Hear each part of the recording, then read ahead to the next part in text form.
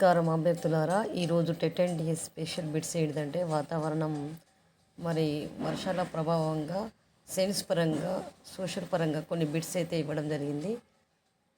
భారతదేశంలో ప్రధాన వర్షపాతం ఏ ఋతుపవనాల వల్ల వస్తుంది? భారతదేశంలో ప్రధాన వర్షపాతం ఏ ఋతుపవనాల వల్ల వస్తుంది?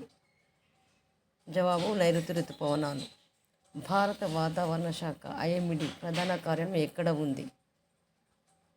ఆన్సర్ న్యూఢిల్లీ. ఎల్లో అలర్ట్ అంటే ఏమిటి? ఎల్లో అలర్ట్ అంటే ఏమిటి అంటే అప్రమత్తంగా ఉండాలని సూచించే హెచ్చరిక. ఆరెంజ్ అలర్ట్ అంటే ఏమిటి? ప్రమాదం సంభవించే అవకాశం ఉన్నందున సిద్ధంగా ఉండాలి అని దీని యొక్క అర్థం.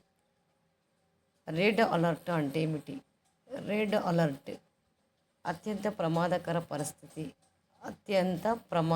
పరిస్థితి, వెంటనే చర్యలు తీసుకోవాలని రెడ్ అలర్ట్కు సరైన సమాధానం.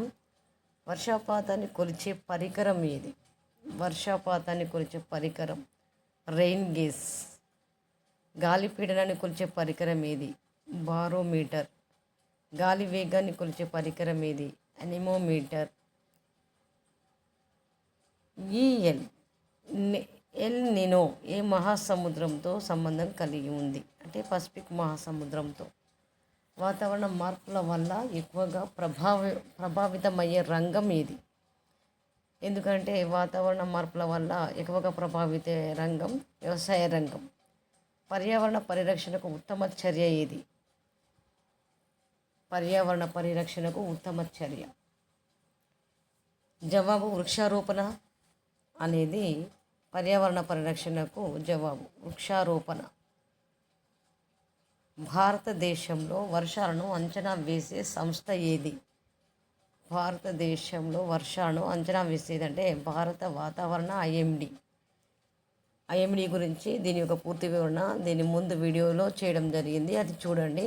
ఐఎండీ పూర్తి వివరణ. ప్రపంచ పర్యావరణ దినోత్సవం ఎప్పుడు జరుపుకుంటారు? జూన్ 5న. ప్రపంచ పర్యావరణ దినోత్సవం ఎప్పుడు జరుపుకుంటారు? జూన్ 5న. ప్రపంచ జల దినోత్సవం ఎప్పుడు జరుపుకుంటారు? జల దినోత్సవం మార్చి 22న. ప్రపంచ జల దినోత్సవం ఇది చాలా ముఖ్యమైనది, మార్చి 22న. వాతావరణ మార్పులకు ప్రధాన కారణం ఏమిటి? వాతావరణ మార్పులకు ప్రధాన కారణం ఏమై ఉంటుంది? జవాబు గ్రీన్ హౌస్ వాయువుల పెరుగుదల. గ్రీన్ హౌస్ వాయువుల పెరుగుదల అంటే వాతావరణ మార్పులకు ప్రధాన కారణం అనేది ఉంటుంది.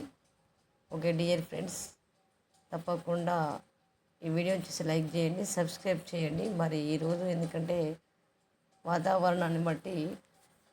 వాతావరణానికి సంబంధించినటువంటి ప్రశ్నలు అయితే ఇవ్వడం జరిగింది.